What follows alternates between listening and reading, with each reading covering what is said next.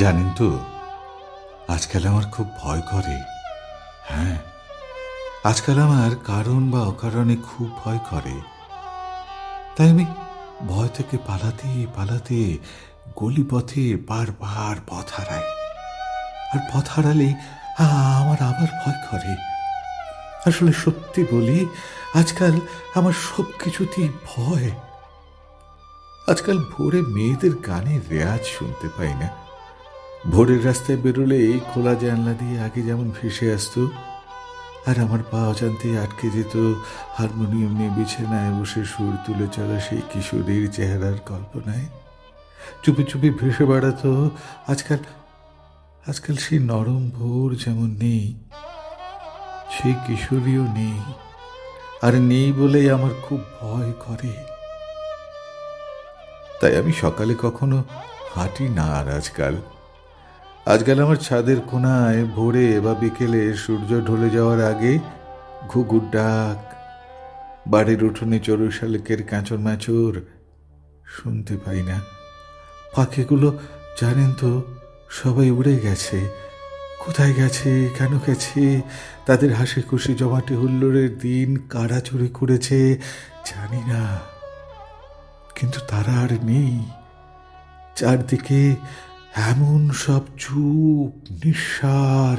এই ফাঁকা উঠোন আর ছাদের কোণায় এখন শুধু মন খারাপের দিন।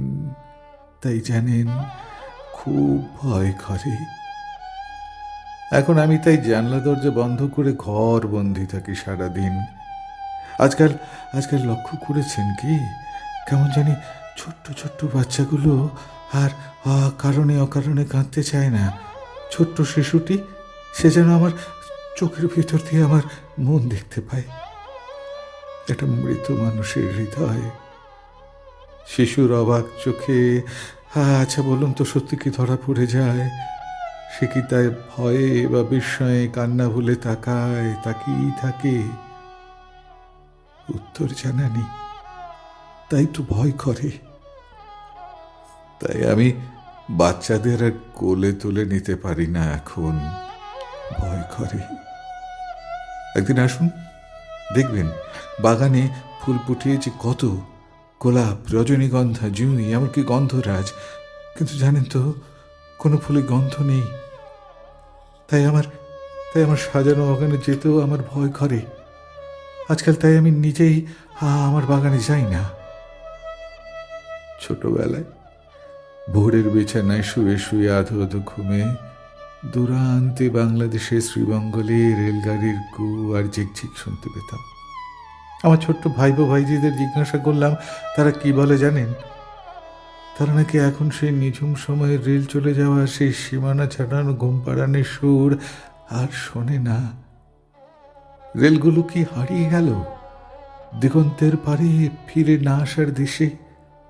নাকি 7-8 কিলোমিটার দূরে সীমান্তের ওপারে শ্রীমঙ্গল আমাদের কাছ থেকে আরো আরো আরো দূরে চলে গেল? জানেন তো, এ প্রশ্নের উত্তর নেই, তাই ভয় করে।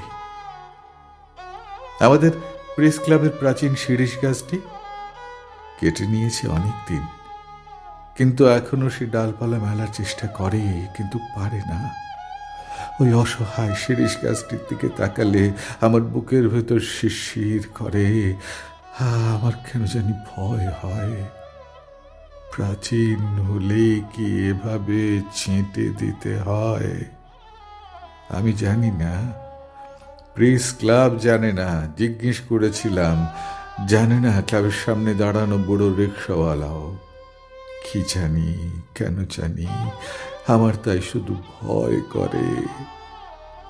এই জীবনের গলিপথে ভবঘুরের দিক নেই, দিশা নেই, নির্দিষ্ট কোনো আশ্রয় নেই।